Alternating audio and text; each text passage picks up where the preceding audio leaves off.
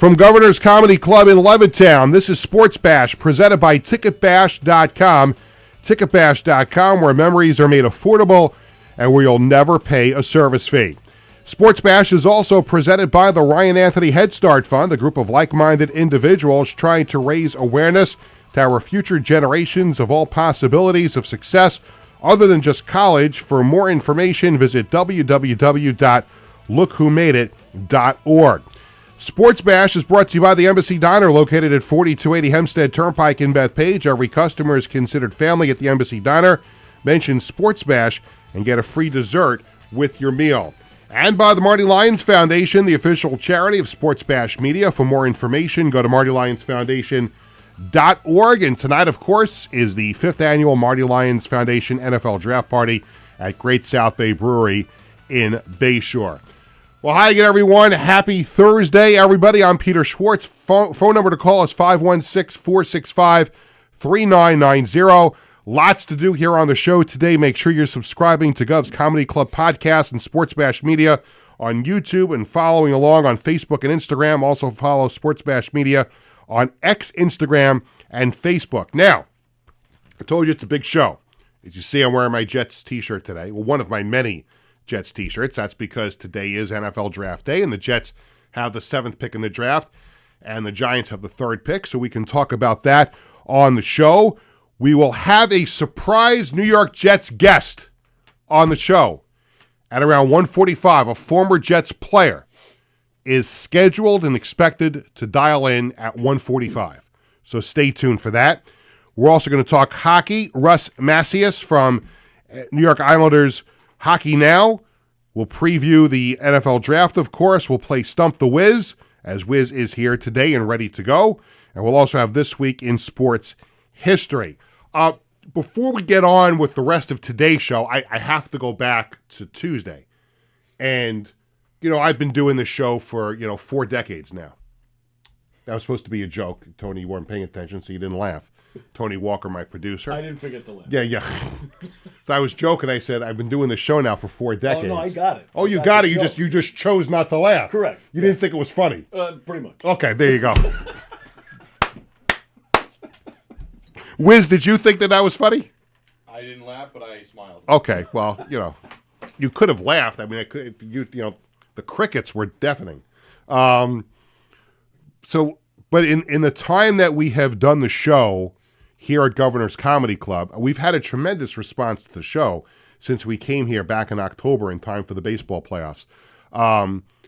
But we had Andrea Grimes in studio on Tuesday, formerly of Channel 2, and as we had talked about in the weeks leading up, and she confirmed, that was her first media, TV, any kind of appearance since she left Channel 2 about a year ago.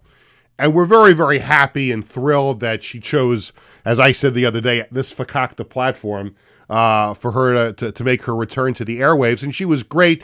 She was wonderful. We talked about her career. We talked a little sports, her family. And this goes to show why she needs to be back on television. And listen, I'm not trying to take her away from her family, because as I know and everybody knows how important family is to you.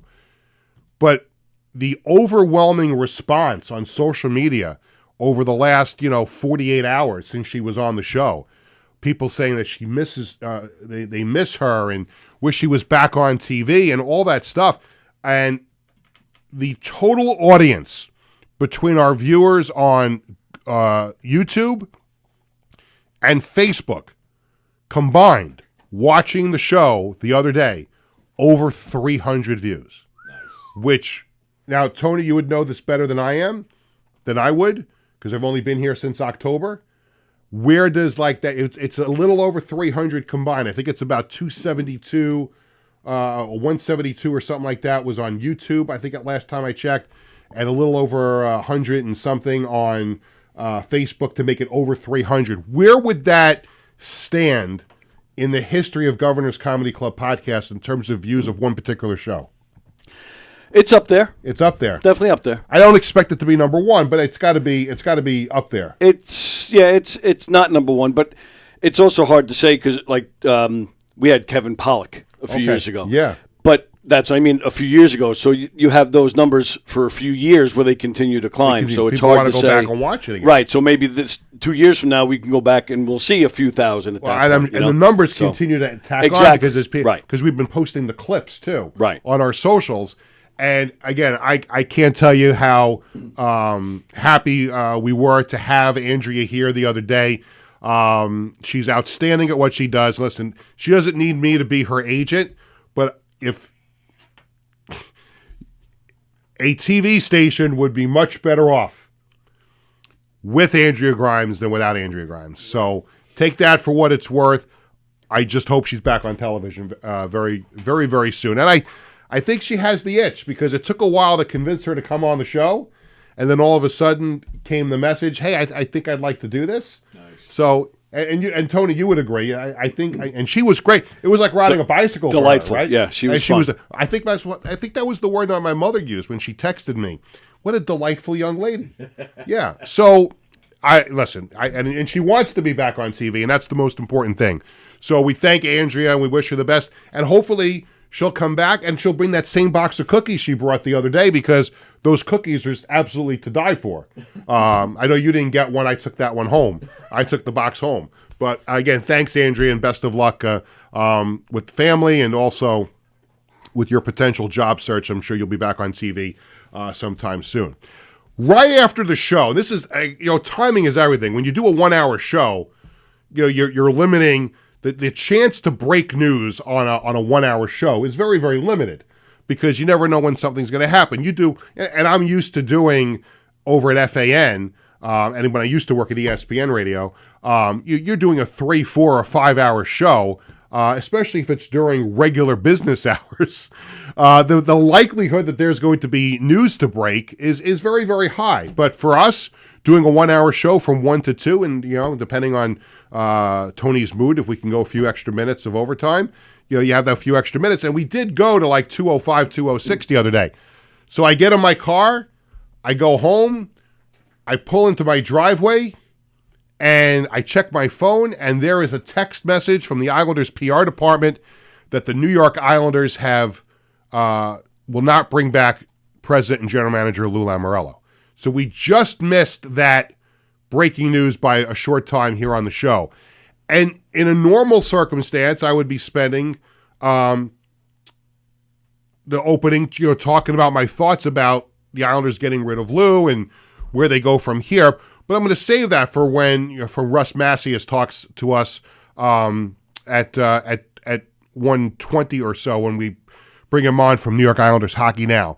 But other news ensued over the following 24 hours. And you're looking at a picture of Chris King and Greg Picker, now the Islanders' former radio broadcast team. And before I talk about I said this on social media that I was going to address the Islanders' decision to fire them yesterday. I want to tell everybody a story about Chris King. So, October of 1993, I was working at Sportsphone. That was my first job out of college. And I go to work one morning, and at the end of the day, I was told I was not welcome to come back. So I was stunned. My life was turned upside down. Never expected it in a million years to be fired from my first job right out of college. I was pissed, to be honest with you. People can differ. People that worked there at the time can differ as to whether or not I deserved that ruling that day. I'm still angry about it. I never understood why it happened, but that's not the reason I bring it up. The reason I bring it up is that, and there's never a good time to lose your job. There really isn't. And I've lost jobs. Listen, no one is beyond getting let go from a job. It's happened to me a few times in my life. But in that particular, and you learn your lesson from it also, in that particular instance, I wasn't ready to look for a job in broadcasting. I didn't have a demo tape. Now everything is digital. And Tony, you remember what cassette tapes look like, right? I do. Wiz, do you know what a cassette tape looks like? Of course I do. Okay, well, good. Back then, I did not intend that to sound harmful. So I No. hope you didn't take it that way. No, it's fine. Yeah, I yeah. understand a lot Right. of people my age may not. Right. For me, I'm very vivid of VHS Okay. tapes. All right. Well, I did not need a thesis on it, but okay. I know. Yeah. I could've told you Okay. if you Yeah. But I was not prepared to look for a job. I'm a radio person, broadcasting, whatever you wanted to consider sports phone at the time, and I'm out of a job. And I'm not ready. I don't have a demo tape. I don't have a resume put together. I've got nothing. I drove home. I was bitter. I was angry. I'm like, I don't know what to do. So people start to hear about it. I'm not showing up covering Islander games anymore. And I get a call from Chris King because he heard about it. Chris and I used to sit next to each other before he became part of the Islanders broadcast team. He would sit next to me in the press box. And there's a great picture I have. It's a screenshot. I meant to send it to you, Tony, and I forgot. Maybe if I remember before the end of the show, I'll send it to you. We'll play it near the end. Okay. But before Game 6 of the 1993, which would have been a few months before I was let go, before Game 6 of the Islanders-Capitals playoff series, if you remember watching Islander games on TV, Jiggs and Eddie would do that open in the press box. And I remember, they were showing old Islander games on MSG or Fox, whatever it was. And there's me and Chris sitting in the back row, getting ready for the game while Jiggs and Eddie are doing the open. And I took that screenshot and I've saved it and I've used it a number of times for different posts. But anyway, the reason I'm bringing this up is I keep going off track here. Chris King calls me up. Sorry to hear what happened. Anything he can do to help. And that's Chris. Chris, in the 35 years I've been in sports radio, whatever, and anybody who's in the business will tell you the same thing. If he's on my Mount Rushmore of nicest people I've met. And I have a lot of Mount Rushmores. I'm very, very lucky because in my career, I've always tried to steer clear of assholes. And I've done a pretty good job for the most part trying to do that. But Chris, as we say in the Jewish religion, is a mensch. And he called me up and he said, what can I do to help? And I said, I don't really know. I don't have a demo tape. At the time, Chris was covering the Islanders for WRCN Radio out east on Long Island in Riverhead. He was a DJ, and he covered the Islanders, and WRCN was an affiliate of the Islanders Radio, so he was doing morning Islander reports. He said, come out, meet me at the radio station, and we'll put a demo tape together. Nice. And he didn't have to do that for me. He didn't. And I'll always remember it. I went out there. Before we went to go cut the tape, he said, you hungry? So we went to this local pizza place in Riverhead. I bought him the pizza. And then we go to WRCN, and he had the studio, the production room booked for us to do it. And I did the demo tape, and would you not know, I send the tape into WABC, and a few weeks later, I am hired part-time to do sports updates on WABC. So that was how nice Chris King was to me when I was down and out. And I hope that there is something that I can do for him. I reached out to him. He reached back out to me. And obviously it's a very difficult time for him and his family. And I'll get to the whole radio situation in just a minute if you indulge me a second. Let me talk about Greg Picker for a second. I've known Greg for a number of years now too. His father means the world to me. Michael Picker is a former Islanders executive. And he was basically my boss for 8 years when I was the radio announcer for the New York Dragons. And Mike was very, very good to me. Always wanted to talk about, the Dragons and the Islanders with me. And I got to meet Greg a few times as he was a young man growing up. And he went on to college and he wanted to major in broadcasting. But the Picker family will always have a special place in my heart. For what they did for me, those 8 years working for the Dragons, and then Greg, went to college and then worked for the Islanders as their color analyst, filled in for Kinger a couple of times on the radio side on play-by-play. But I remember when Greg first got the job, we would always talk, and again, not that I'm any great shakes to hockey play-by-play, but it was always great having conversations with him, and he learned a lot from Chris, because remember, before Chris became the play-by-play announcer, he was the analyst. And so he had a great mentor in Chris to learn the job. It is not easy.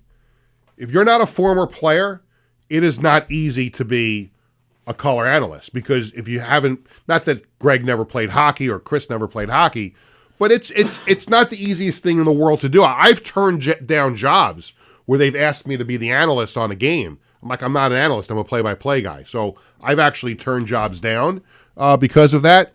But Greg, over the years, blossomed into a terrific color analyst.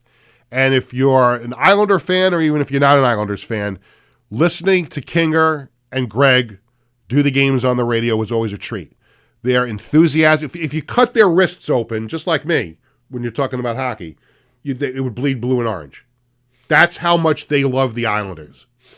And as we all know by now, Chris and Greg were let go by the Islanders. They will have no more actual radio broadcasts. What they're going to do starting this season is they're going to simulcast the MSG audio of Brendan Burke and Butch Goring on radio. The Islanders tried this once before a number of years ago, and it just didn't work out, because if you're listening to a TV broadcast on the radio and you hear, the announcer say, well, let's take a look at this on the replay. It doesn't work on radio. It doesn't. And it only lasted 1 year. And that year, there were a handful of Islander games that weren't on MSG. So Chris actually, that's how he became the play-by-play guy.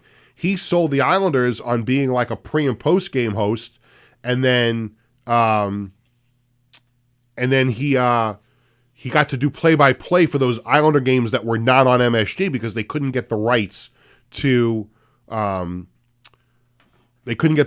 the audio, whether the Islander game was on Versus or whatever network was carrying the game. So Chris got his foot in the door doing play-by-play by doing those handful of games and getting the full-time job the following year, when everybody realized that it was just a disaster simulcasting. But that's what they're going to do going forward. And I always try not to criticize the Islanders if I don't have to. In this case, you have to. I mean, to be one of the 9 major professional sports leagues, sports teams in New York, and to be now the only one without a radio broadcast, it's Bush League. It really is Bush League. And I'll tell you something, and I know I never want to tell anybody how to run their business, because I don't want to tell people what to do with their money. But I can tell you, as someone who's been in radio and broadcasting for 35 years, I break the news to the Islanders. It doesn't really cost a lot of money to do radio broadcasts. It really doesn't. On the outlet that you're on a college radio station, and you're branching off to little tiny stations all over Long Island. And I'm not going to get into people's personal lives, but Chris and Greg were not getting rich off of doing Islander radio broadcasts. They were not. And everybody else on the broadcast were all Hofstra students. So how much could it have cost the Islanders to do a radio broadcast? You already stopped the traveling. So Chris and Greg were only doing the home games in person and close away games, whether it was Philadelphia or the Rangers or the Devils. And then during the playoffs, the Islanders would open up the checkbook and put them on an airplane to wherever the Islanders were playing. Well, the last couple of years before this year was Carolina. And I get it. It was a post-pandemic thing. Teams were trying to save money. But this is New York and Long Island. It's the National Hockey League. You're playing in a brand new arena with all kinds of revenue, and you can't afford to do a radio deal? Here's a hint for the Islanders management. And again, I'm going to try not to rip them too much here, but all of Islanders country is pissed off in the last 24 hours. Here's a hint. Look across the river and across the bridge to the Devils. They're not on radio. They're doing an internet broadcast. So everybody and their mother's aunt, sister's cousin right now has the ability to have a smartphone, and the audio goes on the smartphone on the Islanders app. If you don't want to pay for a radio station, don't pay for a radio station. Put the games on the internet like the Devils do. And by the way, the Devils travel their announcers to the away games, and they only do internet. So it comes off looking so small. And what really, if it was a normal situation, I probably wouldn't react like this. But when it happens to two friends of yours, it really hurts. And I'm going to tell you something. And again, we're going to get to Russ in a second and talk about other Islander stuff as well. It's really bothering me because I go to a lot of Islander games with my family, but I also cover a bunch of games. And one of the rituals for me in covering an Islanders game, you go to the game, you go through security, you take the elevator up to the press box, and one of the first things I do when I get up to the press box is I walk down the hallway towards where my seat would be, is I peek into the Islanders radio booth. And I would say hello to Chris and Greg if they were in there. And I would go to Islanders practice, and I would sit down in the bleachers at Northwell Health Ice Center and sit next to Chris, and not even just talk Islanders hockey, but talk about family and talk about concerts and Billy Joel and stuff like that. And now it's gone. And for Islander fans all over Long Island and all over the country and the world that were used to listening to Greg and to King are doing these games, it sucks now that they don't get to do it. It absolutely sucks. And I feel for the two of them, and I feel for their families, that the Islanders have to be this small.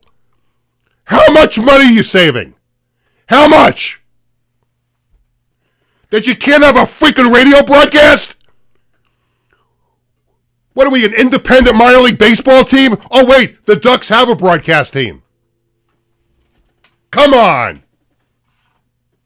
You got to be kidding me. How much money could it cost? You're already not traveling them, and now you can't have a radio broadcast at all? I am always proud to be an Islanders fan, whether they win every game or lose every game. And there's very, very few times in my life that I have been embarrassed to be an Islanders fan. This is one of them. Because this was the wrong decision. It didn't affect me that they took parking spots away from season ticket holders, although a lot of people were pissed off about that. It didn't really affect me that most Islander fans have to walk from the Emerald lot over to UBS Arena because that's the way the parking got set up. But this bothers me. As a friend of theirs, as somebody in the business, as somebody who loves the Islanders, this makes the Islanders look so flippin' small. And that's not the way that I wanted to start the show today. And I was going to talk about Lou getting fired. Well, not really, his contract not getting renewed. But what are we doing here? Are we a major pro sports team here on Long Island? Or are we acting like, a low-level minor league hockey team? That's what really bothers me. And the Islanders should be ashamed of themselves today. And I hope enough people write into them, go on social media, contact John Ledecky, contact Scott Malkin, contact everybody in the Islanders organization and say, this is bullcrap. Islander fans deserve better. Not this minor league bullcrap. And I'm sorry I'm getting all pissed off and everything, but that really bothers me. So, I know you don't see that side of me very often, but that's where we are today. Tony, we're going to blow off the commercial break here because Russ has been waiting patiently, and his ears are probably bleeding from me screaming like that. And I hope I'm pronouncing his last name correctly. Russ Messias from NYI Hockey Now. Russ, it's Peter. How are you, sir? Good. How are you doing, Peter? Oh, you know what? Can you sense my blood was boiling a little bit? Yeah. Hey, look, it's a sentiment that's going around. Yeah. Obviously, I know Chris and Greg, and yeah, it's very upsetting decision, I would say, for all of us who knew them, and just the way it shook out. It just unfortunate. By the way, did I pronounce your last name correctly? It's Macias. Macias. Okay, there you go. Well, I've never had to say it. I've only seen it. So now I know it's Macias. So I apologize for that. All good. We'll get back to the radio thing in a little bit if we have time. But obviously the most important story in Islanders country this week should have been, and I guess still is for a lot of people, the decision by the organization not to bring back president and general manager Lou Lamoriello. A lot of Islander fans were calling for it. There were media members that felt it was time for a change. What were your thoughts, your reaction when you heard the news? So, honestly, I was having lunch. I was at a diner, and I looked down. I was surprised because, honestly, the way Lou had spoken at the deadline, he seemed to think he was coming back, and, all indications seemed to be that he was going to be coming back. And then, obviously, the way the season unraveled after the Brock Nelson trade, the team just, some nights they could score, some nights they couldn't. The defense, injuries, it all added up to, all right, it's been 7 years, it's time for a change. And, since then, the reporting by, guys like Arthur Staple with The Athletic and Andrew Gross and all that stuff is, Elliot Friedman went out and said, there's a little bit of internal discord between John Collins, who's operating the business side, and Lamoriello, which at that point, if there's friction there, and it all led to essentially Scott Malkin deciding, all right, there needs to be a change. And here we are. There were some reports, and I forget who reported this particular thing, but there was a report, maybe it was Arthur Staple who wrote this also, Russ, that the decision was made before the end of the season, and Lou knew about it. So there's this idea that when he had that little press gathering during one of the road trips where he said there was going to be change this summer, at the time when we heard it, we thought he was talking about the roster. But if he already knew that he was not coming back, maybe that's what he was alluding to during that press gathering. So when you think about Lou's outlook on the team and trading Brock Nelson but not trading Kyle Palmieri, where do you stand on the moves the Islanders made, and how Lou shaped the team near the end of his tenure, and what they now have to do with a new general manager? So yeah, that was a Pagnotta report actually, and from what Staple and other people report, I don't know that Lou actually knew he was done. I think some above him thought so. I'm not sure if Lou knew that. Because if Lou knew that, I'm really not sure how he would have handled it. In terms of how he handled the deadline, it was very much a half-measured approach. He dealt Brock Nelson, but the first thing he said was, I didn't want to trade Brock Nelson because Brock Nelson is an Islander, which he played, I believe, a little over 890. Maybe he played 900 games exactly with the Islanders. He makes the trade. He gets Callum Ritchie, who's the organization's top prospect. He gets a first-round pick. If Colorado comes back and wins the Stanley Cup, you get a third-round pick. But Kyle Palmieri, he opts not to trade. Reports, he received offers on Pajot and Anders Lee and didn't entertain any of those. And then after the deadline, he specifically says, I wasn't going to trade him for picks, and I didn't want to retain money. He would have had to retain to trade Pajot or Lee. I think he was operating under the assumption he'd be back this summer, and he'd be able to now he'd be able to retain on Pajot or a Lee, and he'd re-sign Palmieri at his lesser cap hit, and he would go from there. Obviously, now he's gone, and the franchise is going to take about 2, maybe 3 weeks. They're going to hire, and it's a wide search, but in terms of where the team's at, they have two directions. It's either retool and try and add pieces while also subtracting, or it's going to be, all right, we might have to take a year, maybe 2, and rebuild it a little bit, but you have a franchise goalie in Ilya Sorokin. Barzal isn't getting any younger. You lose speed. Time is of the essence here. Yeah. Oh, there's no question about it. And as we talked to Russ Macias from NYI Hockey Now about the Islanders and the departure of Lou Lamoriello, now the question is, what direction do the Islanders go in for a new general manager? Do they go the retread route and go get somebody who is experienced, has some experience as a general manager, or do they get a fresh new face? And there's reports today that the Devils assistant GM, Kate Madigan, is going to interview with the Islanders, and she would obviously become the first female general manager in NHL history if that were to be the case. Your thoughts on the direction the Islanders could go in right now? So, they have a couple of options, really. So they could hire someone to be the president of hockey operations and hire a GM underneath, just a GM, and let John Collins do a lot more in terms of hockey ops in the business. Or they could just hire a president who's going to do what Lou did and say, all right, I'm president and I'm GM and I'm running this, and John Collins is going to help with the business. It's very important that John Collins is running the search because, as it's Well, been he's well reported connected. He's well connected all around the NHL. he's well connected, and it was reported he had to take a step back from the franchise due to him and Lamarillo's issues over business and other things. So he's going to want to make sure whoever he brings in is not going to step on his toes in a similar way. So there's a lot of reports that Ken Holland is using.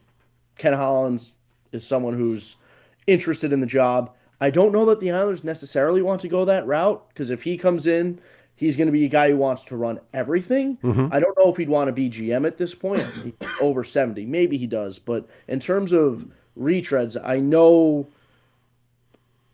I wonder about guys like Mark Bergevin and Jarmo Kekalainen, two guys who built Montreal and Columbus and then left before the teams really started to take that step forward. Jarmo in particular did a really good job with Columbus, and everyone just said, all right, I'm leaving. He got Panarin for Brandon Saad, and Panarin said, I don't want to stay in Columbus. He got Seth Jones for draft picks. Seth Jones said, I don't want to stay. The list goes on. Right. And it's very interesting. In Arthur Staple's piece, when he brought up Jarmo, I'm going to read the exact quote from Staple. His experience in a smaller market team that didn't always spend freely might be appealing to the Islanders, who are not looking to continue being a spendthrift cap team unless the situation warrants it. So what's that say? Essentially, it says the Islanders may or may not want to continue being a cap team. Couple that with the new. Well, getting rid of the radio team is probably a good indication of that. Right. We don't exactly know that. That's just what Staples said. Yeah. So it's interesting to see that coupled with that news, and they're interviewing lots of assistant GMs. Like you said, Kate Madigan. I know they're interested, obviously. Matthew Darsh is Tampa's assistant GM. Amelie Castagnier, who's in Vancouver. She would also be the first woman GM. She's highly valued. They're going to probably talk to her.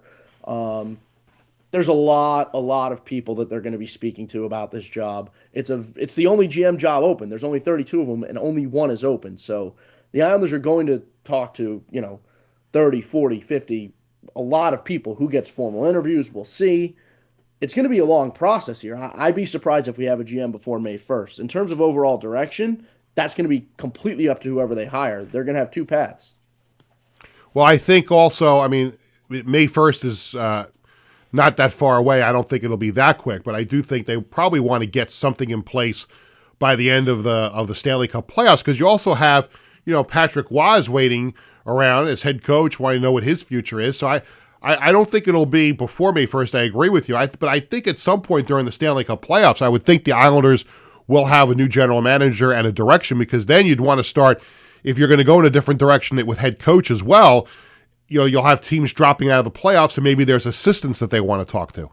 That's another point of a lot of these people that they're talking to in terms of AGMs. They're in the playoffs. Brandon Pridham in Toronto, they're up 2 on Ottawa. He, if they want to try and promote him to GM and pry him out of Toronto, it's going to be tough because they're probably not going to lose to Ottawa at this point. Matthew Darsh is in Tampa. That series against Florida is probably going to be a longer series. Game 2's tonight. That's the tricky part of, well, yeah, you're the only job open, but maybe some of the candidates you want, they're not available to just up and leave at this point in time. And there's also the factor of if the Kings blow their now 2-0 series on the Oilers, Rob Blake's contract's up. Yeah. He would be a candidate. But if they hold it, they're not going to get rid of him. So there's a lot in terms of getting this out early. Like you said, May 1st, that's a week away. It probably won't happen before then, but they'll have an idea, right? They want to... The proper timeline for this is you want to have someone by mid-May. The Islanders, when Ledecky fired, when he brought in Lamoriello, that happened. That was May 22nd was the day he was formally introduced. So that's almost exactly a month away. So you look at that. It took him 10 days to fire Snow and wait, and then he hired Schwartz. Right. Would the Islanders follow that same roadmap, take almost a month? I don't know if it'll take that long because this time they have a coach completely in flux. You really don't know what's going to happen with Patrick Roy. I don't think anyone knows because most of the time the GMs want their own coach. However, we know Patrick Waugh is under contract for another couple of seasons at least. Do the Islanders want to pay another coach to not coach? I don't know. I think they're willing to give whoever they bring in a clean slate, but in terms of coaching, well, that's another thing you have to consider. If they're going to change direction of the coach, there's a lot of openings right now, so you also don't want to miss the boat on that. Right, and the Islanders have to make a decision on that again with Patrick Waugh. Maybe they even caucus with Patrick and see what general manager he would like to work with. If they're committed to him as the head coach, maybe that's part of the coaching search. Who would he want to be the GM? Who could he work with to reshape this roster? Right. I think that's Patrick Waugh is going to have some sway. I don't think he's going to have a ton just because, again, the new GM can come in and just get rid of him. If Patrick Waugh had a vote, maybe he points to himself as a GM candidate. He has experience. He was the GM of the Quebec Remparts, where he was in the Q. He was a part of the operations department in Colorado when he was also coaching. Maybe he wants to interview for it. I don't know that. I don't know if that's the case. He specifically said he's only here to coach. Who knows if his feelings have changed 18 months later. I know if he had to pick, maybe Rob Blake, who I mentioned, currently LA's GM, they won a cup together in 01 with Colorado. Maybe, that's someone he would pick if he had a say. Again, I don't really know how much say he's going to have. I know his number one priority is keeping his job. So Cal Clutterbuck has officially announced his retirement. It's widely assumed that Matt Martin has played his last game. He got that whole, send-off near the end of the season, very emotional. So I would imagine that he'll soon make it official, and that would take away 2/3 of the Islanders' very famous identity line, leaving only Casey Cizikas as the only active player. Last thing from me, your thoughts on Matt and Cal saying goodbye and what they meant for this team over the years. Yeah, just two of the best guys in the business. Matt handled this year like a true pro. It was tough. He never said it. Anders Lee said it a couple times. Matt probably wanted to get to 1,000 games. He finished with 987. He only played maybe 25, 30 games this year, and he signed up for it, and he handled like a pro. I spoke to plenty of the players around the room about just his presence. Everyone said no matter what, he had a smile on his face. He made everyone laugh, and he's just the best. For Cal, also the best. Guys love him. A big part of this team. You look back, it's not just this second wave. It's that first wave, too, in 2015 against the Capitals, 2016 against the Panthers and the Lightning. They were there. They were a big part of it. And it's funny, you look at Martin, he leaves in that 2016 summer. The 2 seasons he's not here, the Islanders missed the playoffs. And he's in the playoffs with the Maple Leafs both times. Not saying it's the only reason, but it goes to show they didn't have Martin. They missed both times. And, I spoke with Matt about it. Kind of, he comes into the league in 2009-10. That's when he makes his debut, the end of that season. Back then, the Islanders are practicing in ice works. The Coliseum is really getting to its lowest point, and it's just a different franchise. As he grew up, as the team grew up and matured, the franchise changed altogether too. And guys like him, Clutterbuck, they always put Bailey in that group. It's a completely different era, and they were the guys that made it happen. So I think with them going out, it shows the era is changing. Russ, I can't thank you enough for spending some time on the show, and looking forward to seeing you at some Islander events over the summer as they kind of enter this new era with a new GM and I'm sure a new look roster. So thank you very much for spending some time, and I'll see you soon. All right. Thank you very much. Appreciate it. Russ Macias, who covers the Islanders for New York Islanders Hockey Now, joining us here on the program. I'm actually going to do something that we have never done here on the show. We're going to go commercial free for the whole hour. So we're just I like that reaction. Yeah. Oh, wow. Yeah.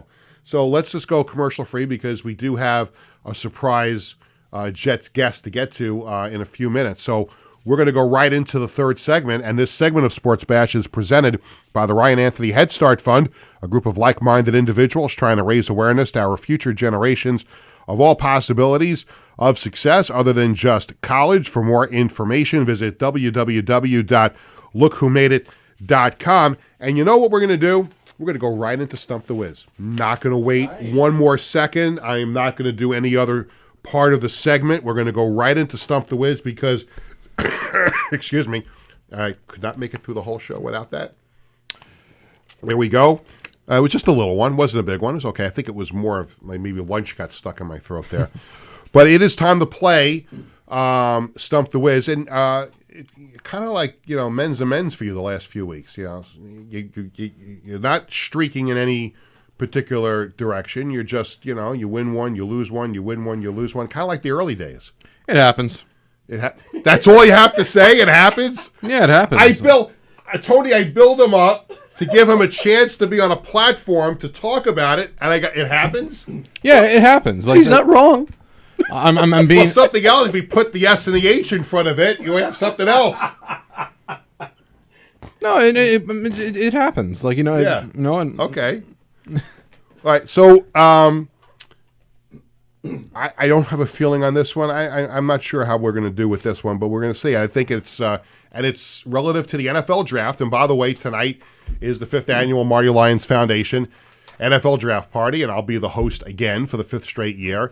And the people that have been to all of them are going to get sick of hearing this, but I started this kind of tradition at the beginning of the first one I did, because if you told 14-year-old Peter, sitting in the upper deck of Shea Stadium with his Uncle Stevie, watching the Jets crush the Packers, the last game of the season to make the playoffs, that he would be not just attending the Marty Lyons Foundation draft party, and not only does his family get to be volunteers for the Marty Lyons Foundation, but that Marty Lyons himself would ask me to host his draft party. That's how close we became over the years. And to be able to do this tonight again is just unbelievably special. But I digress once again. It's time to play Stump the Wiz. DM your best sports trivia question to Sports Bash Media social media channels. If we pick your question, you get a prize. Today's contestant is Craig Saperstein from Seaford. You ready for the question? Okay. Here's the question. In 2000, the Jets had 4 first-round picks in the NFL draft. I want you to name them all. Well, he wants you to name them all. In 2000, the Jets had 4 first-round picks. Name them all. Tony has 2 minutes on the clock, and away we go. I know at least Chad Pennington was one of them. Chad Pennington was taken 18th overall. He was the 3rd of the 4. Surprising. The other ones I'm not really as familiar with, but I do know that there was at least another offensive player there. I think it was a lineman or something like that. I think there was also a corner also at the same time. There was not. There's another offensive player, but there was not a cornerback. Why was I thinking there's a corner? I'm probably getting the two. There's a quarterback, a cornerback. 2 defensive players and an offensive player. That's all I'm going to tell you. I know there was not any special teams guys. I mean, it wasn't like the Raiders. I think that year they selected Sebastian Janikowski in 2000. Yes, it was. That's why I mentioned it. A minute and 15 seconds to go. I think there was, no, was it, did they get a wide receiver that year? They did not. I don't know. I know it was some offensive player. As for defense, it was definitely someone on the front 7. I know that. Mm-hmm. There was definitely there. I'm just not entirely... John Abraham, who I think belongs... was the 2nd of the 4. He was taken 13th overall. I think I'll say this too with John Abraham. If you look at his stats, they're actually somewhat better than Dwight Freeney. I should just... Yeah. I need to say that because you know exactly where I'm going with what I mean by that. 20 that. Let's see. Did they take a safety, I think? I already told you they didn't take a defensive back. Well, you say cornerback. A cornerback. Well, no, they didn't take... Oh, no, they did not take a safety. I mostly know Abraham and Pennington. Other 2 I'm not as familiar with. I know about Pennington a lot because that was the Jet that I really knew of when I was younger. And for Abraham, I like him because of, 10 seconds. Well, mostly I like him because of other reasons. But, I think there was a linebacker, I think. Yeah. We have reached the end of the line. It happens. We have reached the end of the line. Yeah, so, half of them ain't bad. well, you got 50%. It was not good enough to do it. It's okay. Not good enough to do it. So you got stumped, and that means Craig Saperstein from Seaford. And I forgot to tell you what the prize was. The prize was 2 tickets to a mutually agreed upon Jets home game during the 2025 season, courtesy of ticketbash.com. I know we're having some difficulty reaching our surprise former Jets player. Maybe we try to give him a call again. Maybe Try him again? Let's Okay. try him again. I know you left the voicemail, but let's give him one more shot to do that. So the correct answers were Sean Ellis, 12th overall. One pick before the one you got, John Abraham, 13th overall. Chad Pennington was taken 18th overall. And former Jets tight end Anthony Becht was taken 27th overall, now a member of the Jets broadcast team, and also the head coach of the St. Louis Battlehawks of the United Football League. For some reason, I was thinking he was a tight end for some reason. He is a tight end. No, I meant the second round pick. That's what I meant. Yeah, no, he was. No, actually, they had the 3, and then they traded back into the first round to get that pick for Anthony Becht. Oh, I see. That's why I was thinking it was a second round pick. Probably. Yeah, no, but he was definitely it was late in the first round. But in any event, we're still trying to hook up with our surprise Jets guest, but we still have plenty of time on the show that he could dial in. Let's. What were we going to do here? Let's do this. Well, this week in sports history. Go right ahead. Yes, take that away. Well, sports history. This week in 1995, it was the very end of the MLB lockout. Now, that was a year, that was a whole ordeal that was between the players and the owners and the MLB. The entire 1994 season was canceled, as well as the playoffs. That was going to be the first year they implemented the 3-division, 1 wild card format. It ended up being 1995. That would be the first to have that. And that year, if it continued, the Braves would have not won their division. And as a result of that, the Braves went, like, from 1991 to 2005, they won the NL East until the Mets won in 2006. But, yeah, I think the Expos deserved, I think the Expos would have probably won it that year. Well, thank you very much for another great edition of This Week in Sports History. And I believe our surprise former Jets player is on the line. He was one of the 4 answers to the question. In 2000, the Jets had 4 first-round picks: Anthony Becht, Sean Ellis, John Abraham, and my guest on the show, former Jets quarterback Chad Pennington. Chad, it's Peter. How are you? Doing great, Peter. What a difference 25 years makes. Now I'm doing some power washing for my seniors' graduation party here in about a month. So as times change quickly. Yeah, well, everything is different from 25 years ago, because now I'm married with a family and I've got a son playing college football, another son in high school. So time does fly, but a lot of good things happen in that time period. Absolutely. I've been really blessed to have 3 amazing boys and an amazing wife, and to cap it off, this past football season, we won the state championship, which is really, really cool. Yeah, you're a coach now, so I was going to ask you later on, but since you brought it up, what's it been like for you as a head coach at the high school level? You know what? It's been a lot of fun. Now, it's a lot of work, but I grew up on a Friday night bus. My dad coached for 30 years, and so I've always had a passion to give back to the high school football game. I think that's where the game is still pure, and a lot of fundamentals and correct coaching need to be implemented in that grassroots area, just so that we can produce better college and pro football players. But it's been a lot of fun. We started the program 7 years ago in 2018. Sayre School hadn't had football since 1976, the year I was born. So to be able to start the program, rebirth it, and then to 7 years later be able to culminate it with a 1A state championship was really, really special. That's awesome. We're so happy for you, and glad you were able to join us on this day of the NFL draft. And you heard the trivia question before. You were one of the 4 Jets first-round picks in 2000. What are your memories of that day, getting ready to be drafted? Did you know the Jets were interested in you? What was that day like for you as a potential first-round pick in the NFL? You know what? I had no idea that the Jets going into the draft were that interested. When I look back upon it, I do remember the Jets being one of my formal interviews, so it certainly makes sense. But going into the draft, most of the talk was about the Steelers and the 49ers. Those are the 2 teams I had private workouts with as well. And I just really try to keep reminding myself not to get caught up into the, quote, hype of, where you're going to go, but actually enjoy the process and enjoy just the blessing of being drafted. I mean, to be drafted, number one, is a blessing, but then to have a chance to go in the first round, it was a celebration for us on draft day in La Follette, Tennessee on Norris Lake, where I could bring in coaches and family and friends, and we all just celebrate everyone who was involved. in my development, both on and off the field, and it certainly was a special day.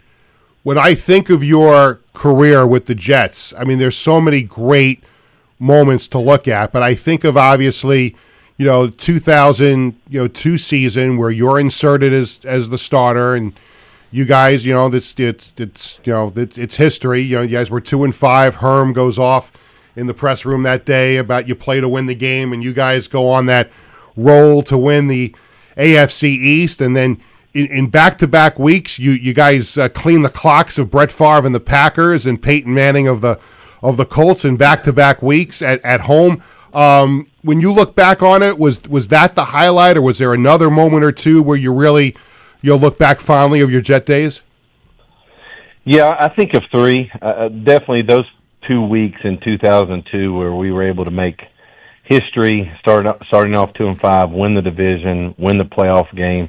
I just remember the energy and electricity throughout the entire city. It was just amazing, and Jet fans were awesome. I also remember 2004 when we were able to go to San Diego and win that playoff game, and that was kind of a personal deal for me, knowing that I was playing with the rotator cuff and just trying to survive. And so for us to be able to take on the Chargers and win that playoff game was pretty awesome. And then I also remember 06, coming back from my second surgery, being able to win my first AP comeback player of the year, and doing it with a new staff, a whole new system, new culture. That year was pretty special as well. And I'm glad, obviously, it didn't end the way we all thought it would end with the Jets, because obviously they brought in, Brett, but the fact that you're still part now, all these years later, of the Jets legends community, and you still have this, affection for the Jets franchise. How important is it for you to still be revered as a alumni of the New York Jets? Well, I think the approach is, number one, and this is for all young players too, just handle your business like a pro. And the biggest thing I think all of our young players in this league have to remember is that it is a business, and so you can't get emotional about business decisions. And so if you stay non-emotional about that, but bring your emotion within the white lines and play with everything you have, I think fans really respect that. And that's one thing that I've grown to love about Jet fans. They respect what I did on the field. Yes, we didn't get a championship. I get that. I wanted one really badly as well. But me I too. feel like I represented Jet fans, with class and with integrity. Well, I cannot thank you enough for spending a little bit of time with us here on the show on short notice, and congratulations on what was a wonderful career with the Jets and in the NFL, and now coaching in high school, and everything you've accomplished in your career and in family life. I'm glad I had a chance to cover you for a number of years. So thanks again for coming on the show, and let's hope the Jets pick a good one tonight, right? Yeah, absolutely. Great catching up with you, Peter. Thanks, Chad. Chad Pennington, former Jets quarterback. How about that for a surprise guest, huh? My eyes were open. I was like, son, like, you got Chad Pennington on. Like, that felt just so surreal. Like, you actually got Chad Pennington on. Yeah. I covered him for a number of years. Yeah, but still, it's not the first time I've spoken to him on the phone. Yes, but that's the first time I ever saw someone speak to him in person. Oh, yeah. I was in like a state of like dumb. I was like just speechless. You spoke to Chad Pennington. Like, I know that. I've like, spoken to Joe Namath too. Yeah, I know. But you see, Joe Namath is. Maybe we should get Joe Namath on the show next week. Yeah. Yeah. I can't believe how dumbfounded he is. Is it dumbfounded the right? No. You could say dumbfounded. I could dumbfounded. I don't want to insinuate that you're dumb. No. I was dumbfounded. I will say that I was shocked. Shocked. Yes, I was like plain and simple. You got. He's look at him. He's about to fall. He's about to fall apart at the seams here. Yeah, that's Chad Pennington. That's Chad Pennington. Yeah, there was. Do you know that Chad Pennington held Bradley when he was a little baby? Yes, I had I figured that he might have. Well, you didn't know it until I just told you that, but I figured he might have. And I have a photo. I didn't send it to Tony. Yeah, I mean, it makes sense. You know, you follow the Jets and everything. I mean, I know about. I took him to practice one day. I had to do an interview, and I just said to him while I'm doing the interview, Chad, do you mind holding Bradley? Do you know? Let's see. Do you know Mark Sanchez?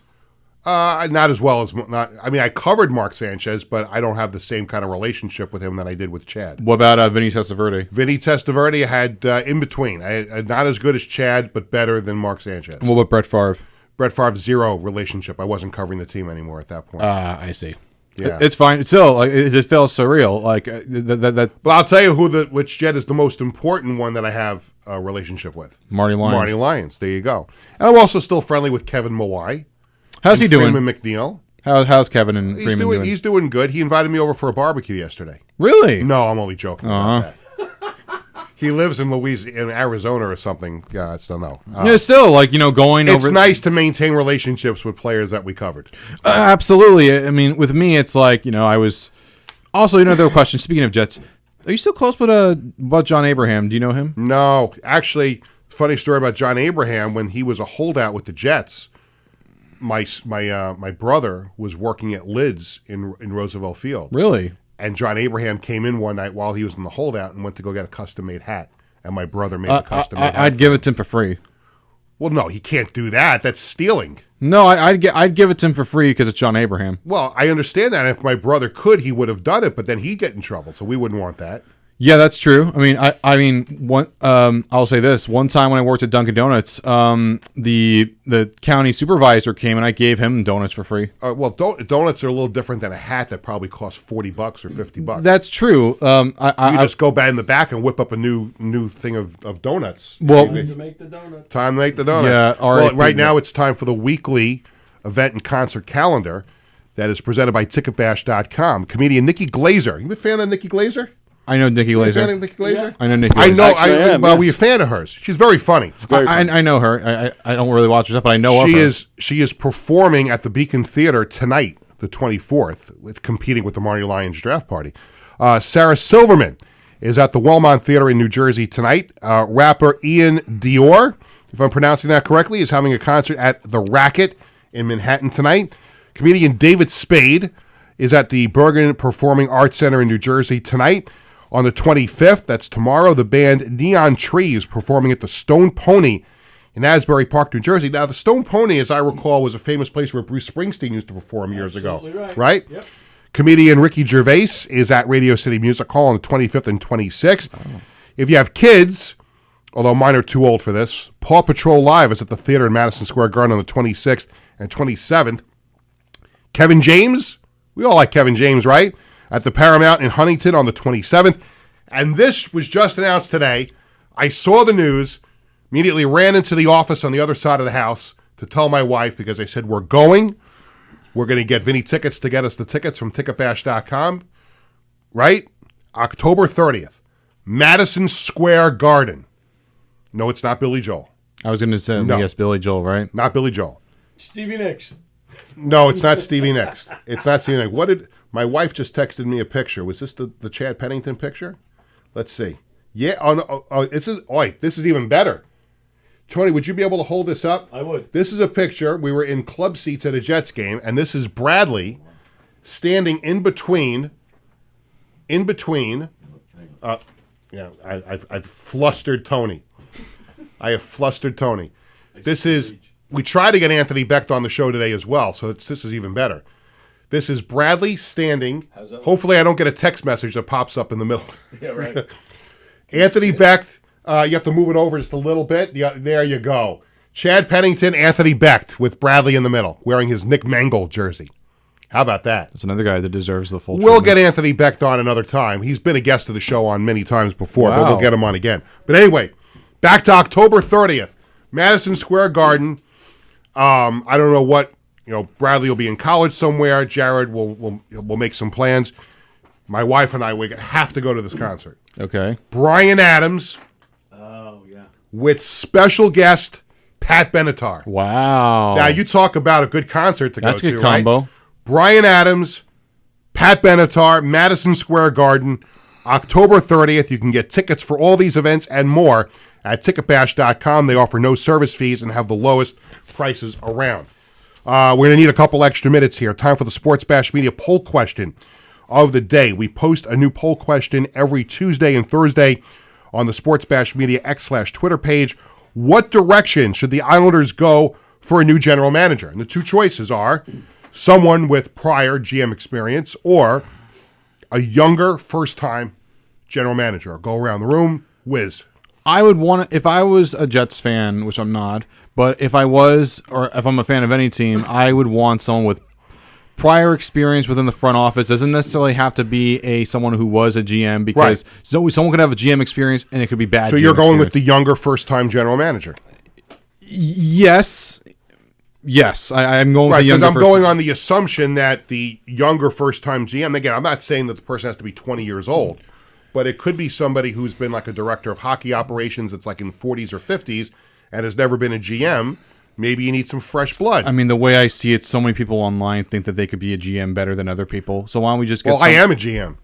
I meant for an NFL team. A lot People actually, when Lou got when the news came, of course, all the the wise asses on social media. You should apply for that job. You got GM experience. Yeah, a lot of people think that they could be a scout. Everyone thinks that they could be a GM because I think a lot of those people I don't get. can't even be a host that's any good. So what are we doing here? Well, you have this, so I say you're doing okay for yourself. But I'm saying in general, like a lot of people think these jobs are so easy, and I personally think these people don't get enough credit where I think it's due. So I want the younger. I want the younger first-time GM. Tony, do you agree? Let's get somebody new in there. I do not. Someone with GM experience. We're talking about the Islanders. They haven't won in years. It's not the time to. Wow. That's fine. Someone who's younger, All right. they need time to build it up. So, no, get somebody with experience and let's win. You want experience and win. Okay, you can win with a younger guy, too. I agree with that too. So I'm somewhere in the Playing middle. both sides of the coin, huh?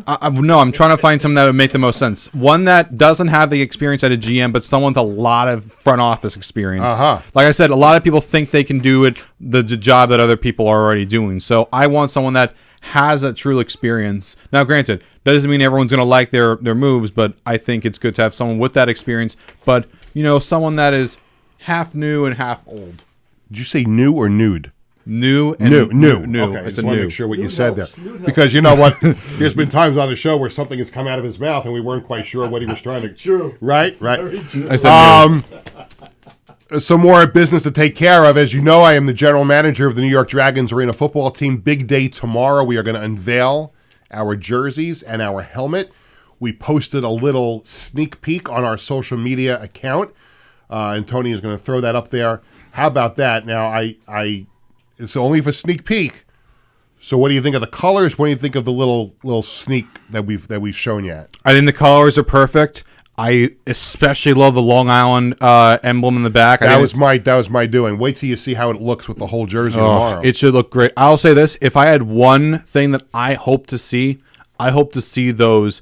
Also, I'm looking at those flames there. Like, are there? I would love it if those flames are part of the sleeve. Well, I will tell you that they asked me. Not that I designed it. I didn't draw it, but they asked me for my input in it, and we'll see it tomorrow. But they said, "Well, what do you want it to look like?" And I'm like, well, just like the logo, I said take the old Dragons logo and put it on steroids. So I would like, and I sent the designer at the jersey company the old Dragons uniform, the version that I liked the best.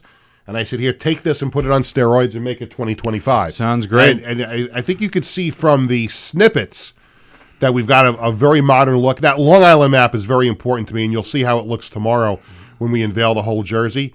But that was very special for me to be able to add that in. Of course, and the reason why I mentioned like the flames and everything is because I looked at like mock-up like fan design jerseys. Like for instance, one of my favorite mock-up jerseys I ever saw was this fan who did an Arizona Cardinals based one. Mm-hmm. What I loved about that jersey concept, and unfortunately they didn't put that in the actual new jersey, but they had the Arizona flag, which is one of my favorite state flags, on the sides of the shoulders, and I thought that really popped. Unfortunately, the team never did that. I think their current one's a little too plain, but I'm really, really happy that you not only honor the area with the Long Island around there, but if those flames aren't packed part of the sleeves, it just adds a lot more to not just the team, but also the area. Oh, you'll have to wait till tomorrow to see it. And by the way, I am predicting, and I'm no businessman, but I'm also no idiot too.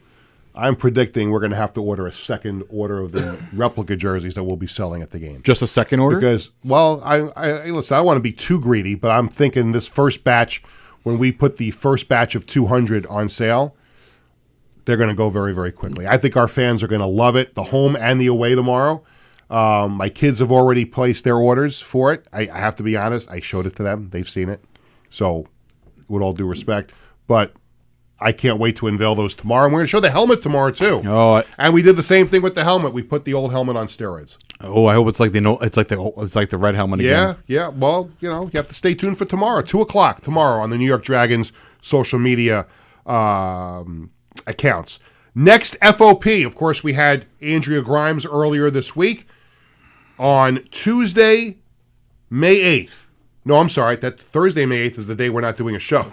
Tuesday, May 6th, we are going to have the public address announcer for the New York Mets, Colin Cosell, in studio for the entire hour. He is another mensch, another awesome guy that I'm very, very proud to be friends with. We have come to be very good friends. He was the PA announcer for the New York Riptide, and I was the play-by-play announcer on the radio side, so we became very good friends, and he does an outstanding job doing the PA for the Mets. And also, in case you didn't know and you couldn't recognize by the last name, he is the grandson of the legendary broadcaster Howard Cosell. And Colin posted a photograph of him as a baby with Howard Cosell, his grandfather, on social media a couple of days ago. So we're going to have Colin. Here's the other thing, too, about Colin. He's so talented and so good. He does the most. If you remember, if you're old enough to remember Billy Crystal doing an interpretation of Howard Cosell, imitation of Howard Cosell, Colin is spot on with his grandfather. And we're going to have him. I had him on my podcast, my old podcast, a few years ago, and I had him, because I didn't know him in time, obviously, for when my wife and I got married.